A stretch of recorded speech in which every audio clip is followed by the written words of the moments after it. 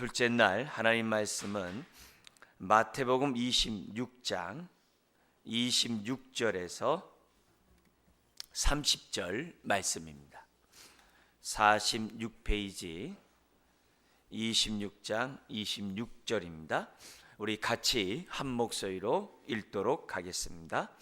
그들이 먹을 때 예수께서 떡을 가지사 축복하시고 떼어 제자들에게 주시며 이르시되 받아 먹으라, 이것은 내 몸이니라 하시고, 또 잔을 가지사 감사기도 하시고 그들에게 주시며 이르시되 너희가 다 이것을 마시라, 이것은 죄 사함을 얻게 하려고 많은 사람을 위하여 흘리는 바 나의 피 곧 언약의 피니라. 그러나 너희에게 이르노니 내가 포도나무에서 난 것을 이제부터 내 아버지의 나라에서 새 것으로 너희와 함께 마시는 날까지 마시지 아니하리라 하시니라. 이에 그들이 찬미하고 감난산으로 나아가니라. 아멘. 지금 이제 우리 주님 본격적으로 누룩을 이제 제거하시고, 심지어는 제자들 가운데 있는 누룩 가룟 유다를 이제 제거하셨죠. 가룟 유다가 나가자 지금 이제 성찬식을 합니다. 그래서 떡과 포도주를 가지고 이제 만찬을 하는데, 그 만찬 가운데 이 무교병을 갖다가 이제 나누면서 우리 주님이 뭐라고 말씀하냐면은 받아 먹어라, 이것은 내 몸이니라. 그러니까 너무나도 어떻게 보면 정말 이제 충격적인 말이죠. 늘 그들은 유월절을 지켰던 자들입니다. 그리고 그 유월절에 그 무교병을 먹을 때마다 이건 조상들의 그러한 고난, 애굽에서 있을 때 그 고난을 잊지 말자, 그래가지고 누룩을 먹었거든요. 누룩 없는 이 무교병을 먹었거든요. 심지어는 그 무교병을 먹으면서 마지막 제일 처음에 잘랐던 그 이 무교병을 갖다가 반으로 잘라가지고 그 하나를 갖다 이렇게 감춰놓는다고 그래요. 오늘날에는 감춰놔가지고서 그게 이 후식으로 아이들에게 그걸 찾으면 뭐 이렇게 선물도 주고 뭐 아이에게 칭찬도 하고 집집마다 그런다는 거예요. 그래서 그 아이로 하여금 그 마지막 것을 찾아가지고 뭐 이렇게 선물도 받고 부모로부터 칭찬도 듣고 막 이런 식으로 한다는 거예요. 그래서 마지막에 그 무교병을 먹게 함으로 그 입에 아주 그 까칠하고 껄껄한 그것을 남게 해가지고 아이들로 하여금 유월절의 그 기억이 참 쓰다, 참 이 먹기 힘들다, 이거 어렸을 때부터 그것을 부모들이 이렇게 경험하게 할 정도로 그렇게 한다고 합니다. 근데 그렇게 고난을 기억하면서 먹는 그 무교병이 지금 뭐냐면 내 몸이라 그런 거예요. 그러니까 얼마나 이 충격적인 얘기입니까? 내 몸이라. 그것도 하면서 이제 다음에 이제 이 잔을 갖다 가지시면서 감사기도 하시고, 왜냐면 이 6월절 만찬 기간들이 보통 4-5시간이 진행되는데 4번의 포도주 잔을 마셔요. 4번의 포도주 잔을 마시면서 포도주 잔을 마실 때마다 물론 무교병 마실 때마다 또 이 하나님 말씀을 교훈하고 그럽니다만, 포도주를 마시면서 4번의 잔을 마시면서 계속 어떻게 돼요? 하나님의 은혜에 대해서 또 이렇게 가르치게 돼 있거든요. 그 순서가 다 있단 말이에요. 그래서 근데 그 포도주 잔을 가지면서 감사기도 하시고 그들에게 주시면 뭐라고 그러시냐면은 너희가 이것을 다 이것을 마시라 하면서 28절에 이렇게 얘기합니다. 이것은 죄 사함을 얻게 하려고 많은 사람을 위하여 흘리는 바 나의 피, 그런 거예요. 나의 피 그래요. 포도주 잔을 나의 피라고 그래요. 그러면서 곧 언약의 피니라. 언약의 피라는 이런 표현을 하면서 사실 이 제자들이 이것을 다 깨달았을까? 깨닫지 못하죠. 깨닫지 못하니까 다 도망가잖아요. 주님이 십자가에 못 박히는 사건을 볼 때 이해를 못하는 거죠. 심지어 부활했다고 했음에도 불구하고 제자들은 부활을 믿지 못하는 거거든요. 이런 사태가 이제 벌어지는 거죠. 근데 중요한 거는 그동안에 유월절 만찬 때 쓰여졌던 그 떡과 포도주가, 심지어는 이제 어린 양까지 다 포함되겠습니다만 어쨌든 떡과 포도주가 주님의 살과 피라니, 주님의 몸과 피라니, 이건 얼마나 엄청난 그런 사건입니까? 그리고 이 피에 대해서 언약의 피, 하나님께서 이미 약속하신 그런 언약의 피라는 거예요. 언약의 기본 개념은 하나님은 우리의 하나님이 되고 우리는 그분의 백성이 되는 것. 그래서 하나님과의 이 관계를 이렇게 맺는 걸 갖다가 언약이라고 그래요. 그런데 구약에서는 호세아 선지자를 통해서 호세아서를 기록하셨는데, 그 호세아서에서의 그 핵심이 뭐냐면 하나님이 남편이 되어주고 언약을 맺은, 옛 언약을 맺은 이스라엘 백성은 아내로 삼았다고 그래요. 그 관계가, 언약 관계가 부부 관계를 맺었다는 거예요. 부부 관계를 맺었다, 단순히 하나님과 백성의 그런 차원뿐만이 아니라 부부 관계를 맺었는데도 불구하고 내 백성이 이 언약을 파괴했다는 거예요. 그래서 우리 고멜이라는 그런 부인의 그런 행동들을 통하여 정말 이스라엘 백성이 얼마나 방자하기 짝이 없는, 정말 그런 만행을 저지르는, 부인으로서의 그런 할 짓을 정말 해서는 안 될 그런 것들을 했다는 것을 호세아 선지자를 통해서 보이는 거예요. 너희들이 이렇게 했다라고. 그래서 부부라 할지라도 깨트려 버렸다고 하는 그런 사건을 호세아 선지자를 보여줘요. 그래서 예레미야 선지자가 있어요. 그죠? 이스라엘 백성이 하나님 앞에 이렇게 언약을 자꾸 파괴하니까 마지막 경고를 준 거예요. 너희들이 이렇게 했다가는 바벨론 포로로 끌려간다. 제발 돌이켜라. 제발 돌이켜라. 그렇게 있다가는 큰일 난다. 그것을 알도록 하기 위해서 하나님이 예레미야 선지자를 보내요. 그래서 예레미야 선지자를 통해서 돌아오라고. 근데 돌아오라고 했음에도 불구하고 이스라엘 백성이 예레미야 선지자의 말에 경청하지 않아요.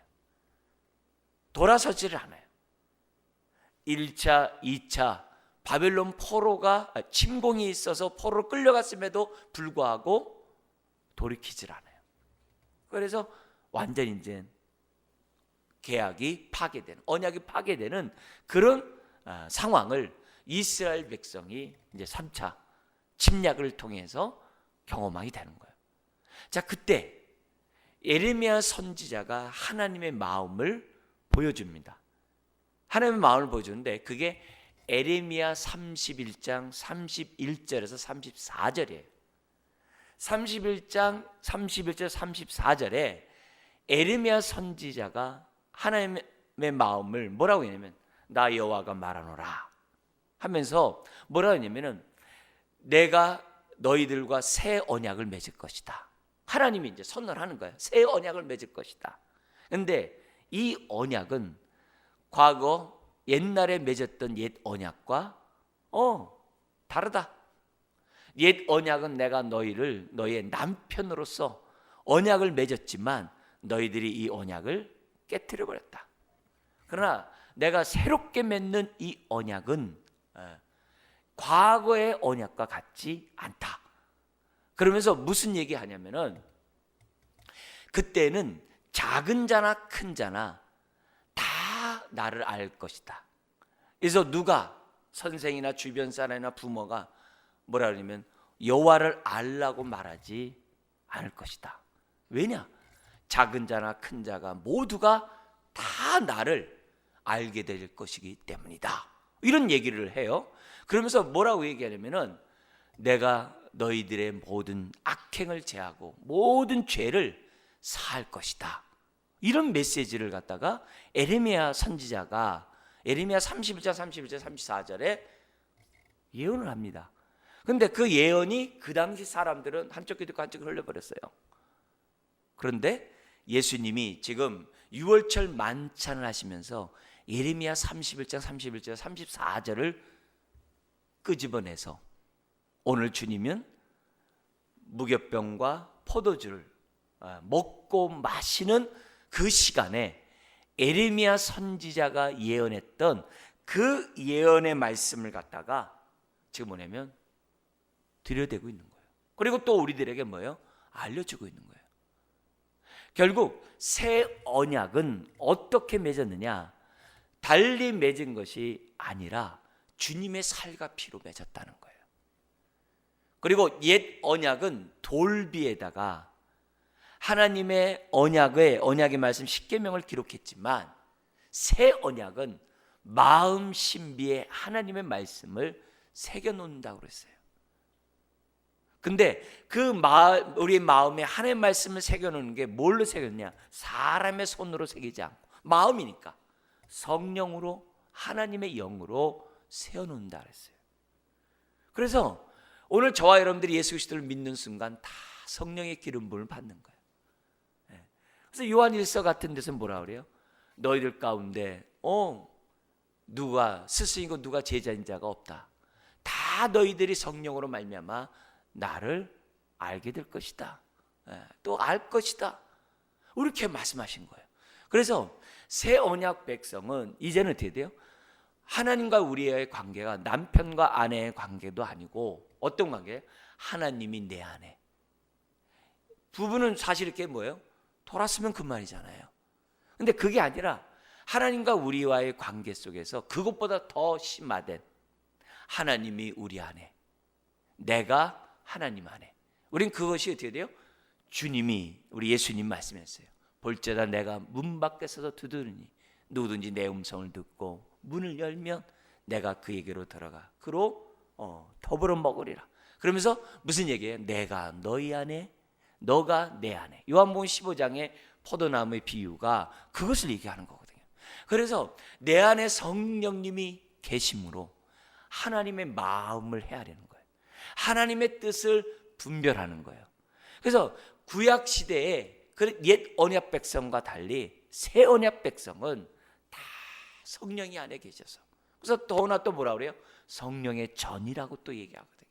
그래서 하나님이 우리 안에 거하심으로 인하여 이제는 어떻게 돼요?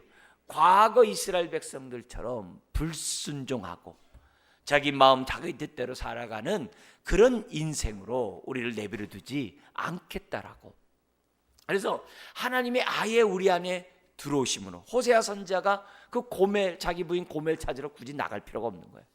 항상 우리 안에 계심으로, 우리 안에 계심으로 우리로 하여금 때로는 책망도 하시고 또 위로도 하시고 또 우리들에게 은혜도 베푸시고 또 깨닫게 하시고 또 기억나고 생각나게 함으로 저와 여러분들이 새 언약 백성답게 살아갈 수 있도록 하나님이 큰 은혜 주신 거거든요. 근데 그것이 새 언약이 뭘 통해서 이루어지느냐? 예수님이 보여주는 거예요. 내 살과 피로 새 언약을 맺게 되었다라고 우리 주님이 만찬하시면서 제자들과 오늘 우리들에게 알게 하신 거죠. 그러니까 이런 메시지를 보면서 우리들은 이제 우리가 고난주간을 생각하며 우리들의 모습을 생각해 보는 거예요. 정말 나는 이 고난주간을 생각하면서 과거에 우리들이 정말 이게 떡과 포도주를 통해서 옛 언약을 맺고 또 언약 백성으로서 6월절의 만찬을 지내는 그들처럼 그냥 형식적으로 우리들이 지낼 것이냐, 아니면 이런 고난주간을 생각하면서 그래, 나는 새 언약의 백성이다. 내 안에는 성령님이 계시고 하나님이 내 마음 신비에 새겨놓은 하나님의 생명의 말씀이 내 안에 있다.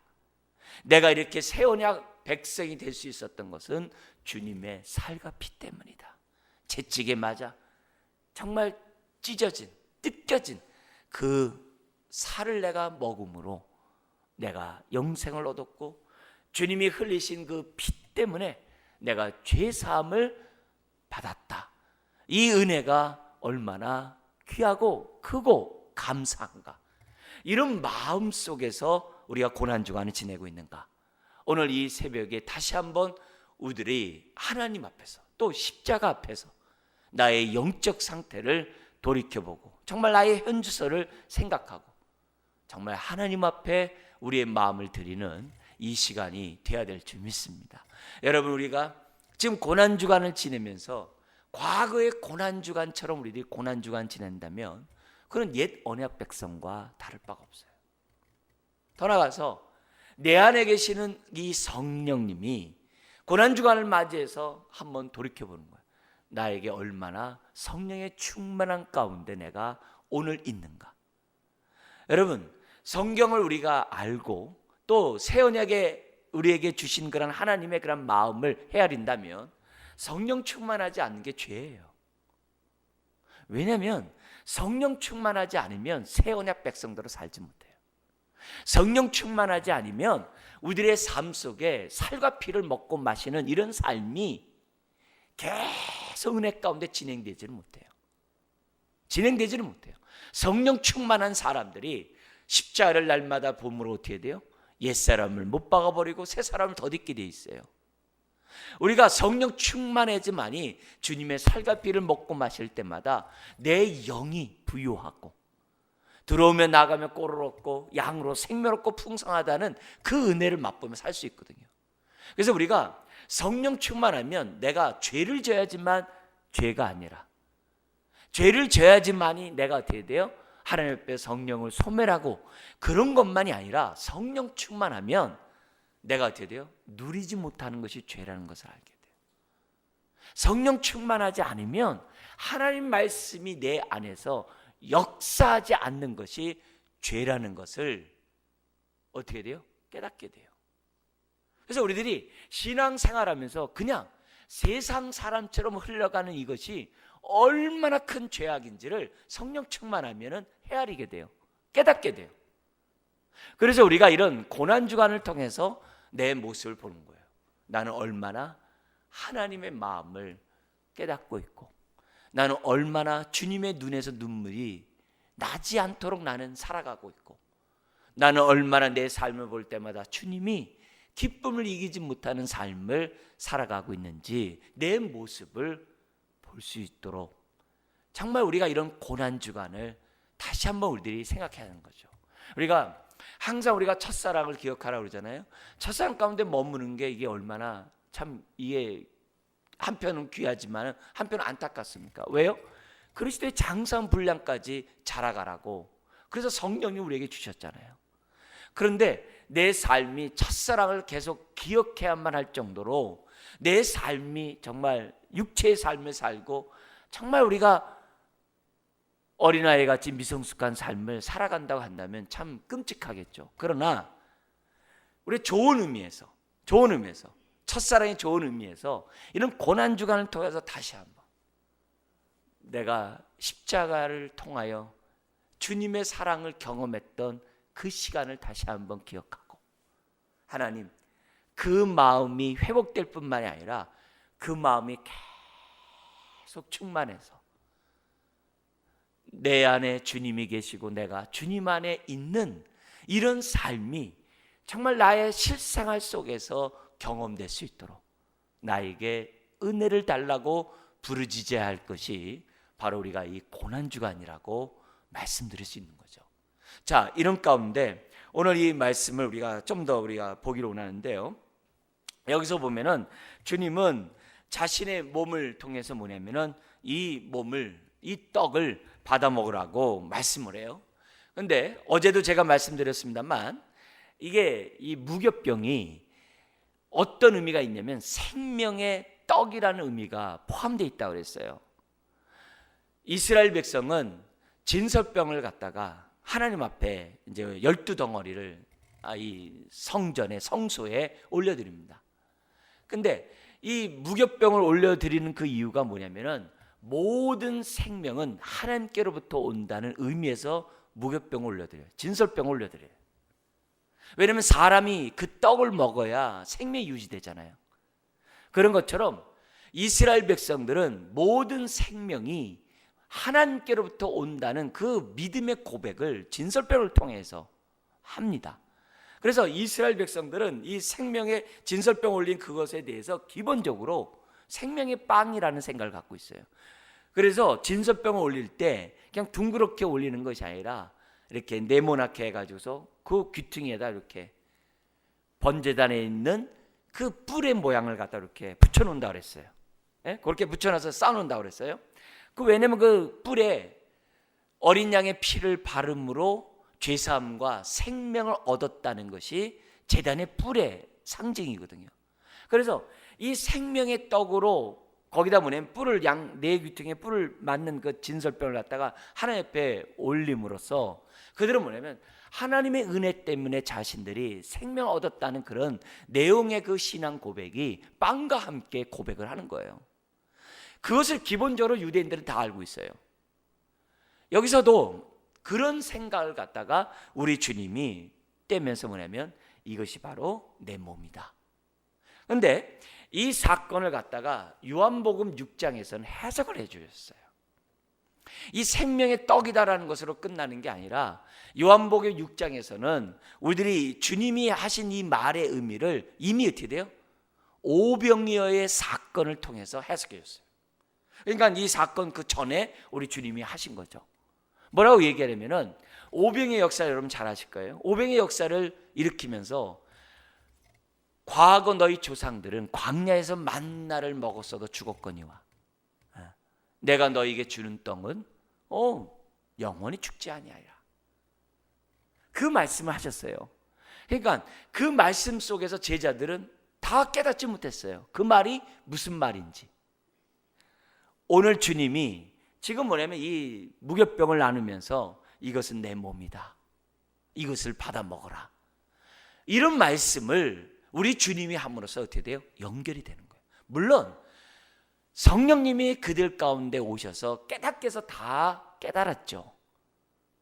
어쨌든 이런 말씀을 우리 주님이 오병이의 사건과 함께 말씀하심으로 지금 뭐냐면 우리가 성만찬 때 정말 우리가 떡을 우리가 작은 떡이지만 그 먹는 의미가 무엇인지를 주님 우리들에게 알려주신 것이거든요. 근데 이 살을 갖다 먹으라는 이 말을 갖다가 우리 주님 뭐냐면 말씀을 먹으라고 해석을 해주셨어요. 그래서 우리는 하나님의 말씀을 들을 때마다 아멘해요. 근데 이 아멘 안에 이것이 뭐냐면 영의 양식이 되는 거예요. 내가 너희에게 이른 말이 요한복음 6장 63절에 똑같은 오병이의 사건에서 너희에게 이른 말이 영이요 생명이라 그래요. 고린도전서 15장 부활장의 말씀이 있어요. 부활장에 뭐라고 얘기했냐면은 나는 너희들에게 살리는 영으로 와 있다라고 말씀했어요. 왜요? 우리의 영이 살아나기 위해서는 살리는 영이 있어야 돼요. 그분이 바로 주님이세요. 근데 그 주님이 우리를 어떻게 살렸냐? 자기 몸으로 우리를 살리신 거예요. 그래서 우리는 하나님의 말씀을 대할 때마다 그냥 우리가 말씀으로 대하는 것이 아니라 그냥 우리가 흔히 말하는 글로 대하는 게 아니라 이 말씀 하나하나가 영이요 생명이라는 믿음을 가지고 말씀을 대하는 거예요. 이걸요 지금 우리가 듣는 것이 왜 중요하냐면은 내가 성령님이 이 말씀을 통하여 나에게 감화감동하고 나에게 깨닫게 할 때 이 말씀이 이 말씀이구나 라고 깨닫도록 하기 위해서 지금 들으셔야 돼요. 이미 깨달은 사람들은 더욱더 감사하면서 하나님의 말씀을 들으셔야 되고 하나님의 말씀을 우리가 대해야 되고 깨닫지 못한 분들은 오늘 지금 뭐야? 제자들이 하늘의 만나를 먹은 자는 죽었거니와 내가 너에게 주는 이 떡을 먹는 자는 영생하리라는 그 말씀, 오늘 주님이 이 무교병을 주면서 뭐라고 얘기해요? 내 몸이다 라고 했음에도 불구하고 깨닫지 못하는 제자들이 성령을 통해 깨달음으로 그들이 드디어 하나님의 말씀을 남다르게 그들이 드디어 받아들이고 그 말씀을 마음 신비에 새기는 가운데 그들이 살아갔거든요. 여러분, 마음 신비에 새김으로 그들이 어떻게 되겠어요? 그 말씀이 늘 기억나고 생각났고 그 말씀 가운데 어떻게 돼요? 그들은 살아갔다는 거예요. 그래서 새 언약의 특징이 뭐냐면은 굳은 마음을 제하고 예레미야 31장에도 나오고 에스겔 37장에도 나온 말이에요. 그 굳은 마음을 제하고 내가 그들의 마음에 부드러운 마음을 줘서 내 말씀을 순종하는 백성으로, 순종하는 새 언약 백성으로 만드시겠다고 하나님의 의지가 나와요. 그래서 저와 여러분들은 새 언약 백성은 누가 뭐라고 하더라도 순종함으로 하나님의 자녀됨을 보여줘야만 한다. 근데 그 순종하는 삶이 뭐냐? 들어오면 나가며 꼴을 먹는 삶이고 양으로 생명을 얻을 뿐만 아니라 풍성한 삶을 살아가게 하는 가장 뭐예요? 지름길이라는 것을 성경 우리들에게 말씀하고 있는 거예요. 그래서 우리가 큐티를 하니 성경 말씀을 읽으니 암송하니 이런 것들이 의무가 되고 이런 것들에 대해서 내가 어떻게 돼요? 정말 오늘 주님이 주시는 이런 은혜들을 우리가 깨닫지 못한다고 한다면 그만큼 성령님과 무관심한 거예요. 관계가 없는 거예요. 그러므로 이 아침에 오늘 이 말씀을 통해서 우리들이 기억해야 될 것은 하나님 무엇보다도 생명의 양식인 주의 말씀을 오늘 주님이 우리들에게 원하시는 그 뜻대로 우리가 그만큼 깨달을 수 있도록 내 마음에 굳은 마음을 제하여 주옵소서. 내 안에 부드러운 마음을 허락하여 주옵소서. 심령을 기경시켜 주셔서 내 마음이 옥토밭이 되어서 우리가 이런 고난주간을 통하여 다시 한번 내가 순종하는 새 언약 백성답게 살게 하여 주옵소서. 우리가 결단하는 이 시간이 되어야 될 줄 믿습니다. 자, 그러면서 포도주 잔을 4잔을 마시는데 4잔을 마시는 이유가 있어요. 그들이 4잔을 마시면서 기억해야 되는 것은 뭐냐면 다른 게 아니라 출애굽기에 있는 말씀 때문에 그랬어요. 여러분, 우리 이 시간에 아침이지만 우리 앞에 출애굽기 6장을 우리 한번 살펴보고 우리 말씀을 마치도록 하겠습니다. 출애굽기 6장을 보면은 이런 말씀이 있습니다. 6장 6절 7절 말씀입니다. 이 6절 7절 말씀은 하나님이 모세를 통하여 내 백성을 구원하라는 거예요. 내가 너를 보내면 내 백성을 구원하기 위해서 내가 지금 너를 보냈는데 그러면서 뭐냐면 하나님이 내 백성을 향한 옛 언약을 맺은 내 백성을 향한 그 마음을 구원의 마음을 우리들에게 보여준 말씀이에요. 자, 여기에 4가지 동사가 나옵니다. 하나님의 마음이 나오는데요. 6절 7절입니다. 한번 같이 한번 읽겠습니다.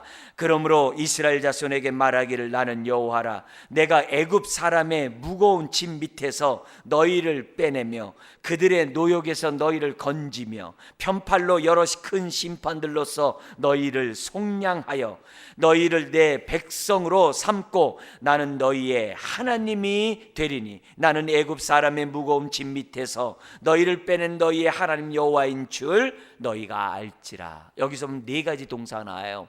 구원의 하나님. 뭐라면 첫 번째는 뭐냐면은 이렇게 돼 있어요.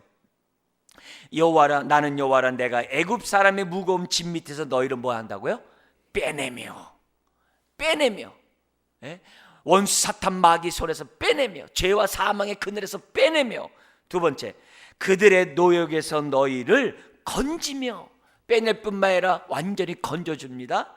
완전히 건져줄 뿐만이 아니라 편팔과 여러 큰 심판들로서 너희를 뭐하고요? 속량하며 어린 양의 보혈의 피로써 그들을 어떻게 속죄하시죠. 그래서 내 백성으로 삼으시죠. 그뿐만이 아니라 7절에 너희를 내 백성으로 뭐 한다고요? 삼고. 이게 뭐예요? 새 언약 백성이 되게 한다는 얘기예요. 언약 백성이 되게 한다는 거예요. 그래서 저기 뭐냐면 시내산에서 언약을 맺은 거예요. 이 4가지를 그들은 뭐예요? 만찬을 할 때 4번의 잔을 마시는데 한 번 맞을 때마다 요 말씀을 기억하는 거예요. 거기 나온 것처럼 빼내며 건지며 속량하며 삼고.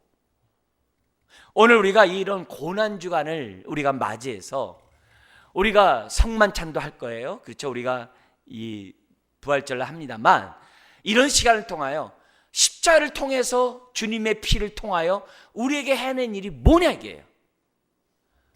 바로 저와 여러분들을 죄와 사망에서 원수 사탄 마귀에서 우리의 옛사람에게서 모든 죄에서 모든 무거운 짐에서 모든 우리를 억압했던 우리를 감쌌던 사망의 줄에서 저와 여러분들을 뭐 했다는 거예요?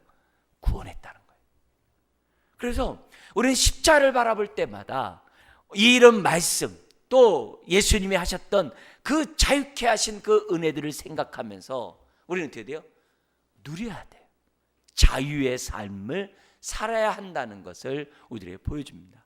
그러므로 오늘 우리가 이런 말씀을 우리들이 생각하면서, 하나님, 우리가 이런 고난중을 통하여 우리를 위하여 찢기신 그 몸과 흘리신 그 피를 먹고 마시는 고난주간 되기 원합니다. 우리가 그것을 먹음으로 우리 영이 살아나고 우리의 마음이 옥토밭이 되고 굳은 마음을 제하고 부드러운 마음을 가져서 순종하는 새 언약 백성이 되어 성령 충만한 하나님의 자녀 되게 하여 주옵소서. 무엇보다도 하나님에게 기쁨이 되는 하나님의 언약 백성 되게 해 주옵소서. 정말 우리가 고백하고 또 자유하고 누리는 하나님의 자녀 되시길 주의 이름 축원합니다. 기도하겠습니다. 하나님 아버지, 우리들을 위하여 살과 피를 참으로 찢기시고 흘리시니 감사함을 드립니다. 주여, 우리가 십자가를 바라볼 때마다 살과 피를 먹고 마시게 하여 주옵시고, 주의 말씀을 대할 때마다 영이요 생명의 말씀으로 대하는 우리가 되게 해 주시고, 주님의 보혈의 피를 생각할 때마다 웬 은혜인가, 웬 축복인가, 웬 감격인가. 아버지 하나님, 우리가 주 앞에 감사하며 고백하는 우리 모든 심령 되게 하여 주옵소서. 주여, 이 고난중을 통하여 다시 한번 우리의 마음이 새로워지기를 원합니다. 불순종한 것들을 십자가에 못 박아버리게 하시고 옛 것들을 못 박아버리게 하여 주옵시고, 아버지 하나님, 주님의 순종하는 자녀로서 새 언약 백성답게 다시금 주 앞에 서는 우리 모든 사람 되게 하여 주옵소서. 아버지 하나님, 전도위원회 주님 축복해 주시고, 아버지 하나님, 모든 각 전도에도 주님 붙잡아 주셔서 우리를 통하여 주님의 생명이 드러나게 하여 주옵시고, 살과 피를 먹고 마시지 못한 심령들에게 아버지 하나님, 주의 복음의 말씀으로 나눠줄 수 있는 우리 모든 심령들 되게 하여 주옵소서. 감사하며 예수님의 이름으로 기도드리옵나이다. 아멘.